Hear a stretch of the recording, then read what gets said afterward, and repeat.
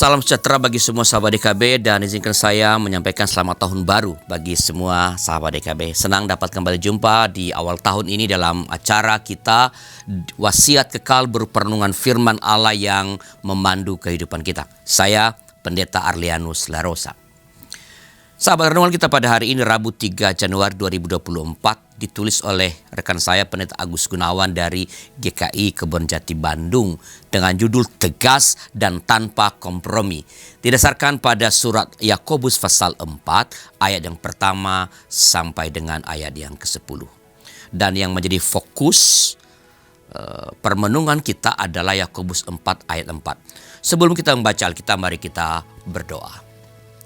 Bapa di sorga, terima kasih karena pada hari ini Tuhan kembali berikan kami kesempatan untuk membaca Alkitab dan merenungkan firman Tuhan. Tolong kami supaya kami dapat mengerti dengan baik firman Tuhan dan boleh punya kekuatan untuk melakukan firman Tuhan dalam kehidupan kami sehari-hari. Pakailah seluruh peralatan studio dan seluruh kru YKB yang bekerja untuk ini, biarlah melalui karya-karya mereka nama Tuhan dimuliakan, Injil Kerajaan Sorga semakin menyebar. Dalam nama Tuhan kami Yesus Kristus. Amin. Saya akan bacakan bagi kita semua Yakobus pasal 4 ayat yang keempat. Dengarkanlah firman Tuhan.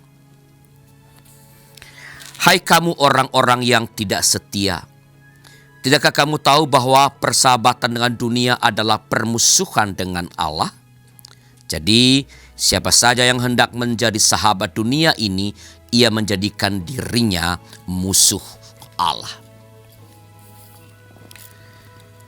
Sahabat, Pendeta Craig Groeschel dalam bukunya berjudul The Christian Atheist mengungkapkan bahwa banyak orang Kristen yang percaya kepada Kristus tetapi hidupnya seakan-akan Tuhan tidak ada.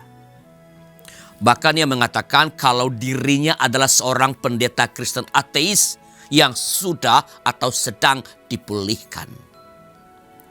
Sebagai pengikut Kristus, maka kita juga harus tegas tanpa kompromi. Sekali lagi saya ulangi, kita harus tegas tanpa kompromi untuk hidup sebagai pengikut-pengikut Kristus. Surat Yakobus memperingatkan kepada kedua belas suku di perantauan, sebuah sebutan simbolik bagi jemaat atau kalangan Kristen yang hidup tersebar di seluruh dunia yang asing dan keras. Peringatan itu ditujukan karena perilaku kehidupan mereka sebagai pengikut Kristus baik dalam ibadah maupun doa tidak mengusahakan kehendak Allah. Mereka justru memperjuangkan nafsu mereka sendiri. Bisa dibaca dalam Yakobus 4 ayat pertama dan ayat yang kedua. Mereka hidup dalam kerohanian yang penuh semangat tetapi salah. Hal itulah yang menyebabkan berkembangnya rasa iri hati, saling bertengkar, dan berkelahi yang di hadapan Allah sama dengan saling membunuh. Yakobus mengajak umat menyadari bahwa nafsu kedagingan dan hal-hal dunia bertentangan dengan kehendak Allah. Mereka harus kembali mendekat kepada Allah dan merendahkan diri di hadapan Tuhan. Sahabat, bagaimana dengan kehidupan kita sebagai pengikut-pengikut Kristus? Apakah kita juga membiarkan diri kita justru dituntun oleh hawa nafsu kita?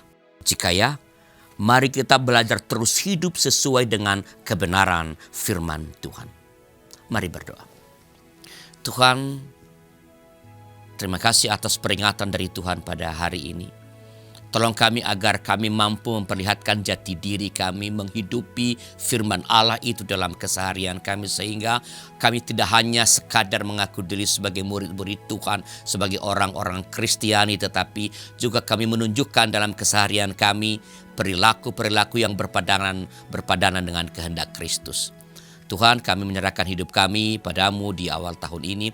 Berkati seluruh para Sahabat-sahabat DKB dimanapun berada pada saat ini, berkati mereka dalam perjuangan-perjuangan hidup. Mereka yang sakit Engkau jamah dengan kuasa Tuhan, Engkau berikan kesembuhan. Mereka yang mengalami kelemahan semangat di awal tahun ini, bakar semangat mereka dengan Roh-Mu yang kudus, supaya kami dapat berjalan dengan tegak di sepanjang tahun 2024 ini nanti Tuhan, dengan takut akan Tuhan. Terima kasih ya Bapa, dalam nama Tuhan kami, Yesus Kristus. Amin. Demikian sahabat renungan kita pada hari ini. Jangan lupa subscribe, like, dan bagikan kepada sebanyak mungkin orang. Tuhan memberkati saudara.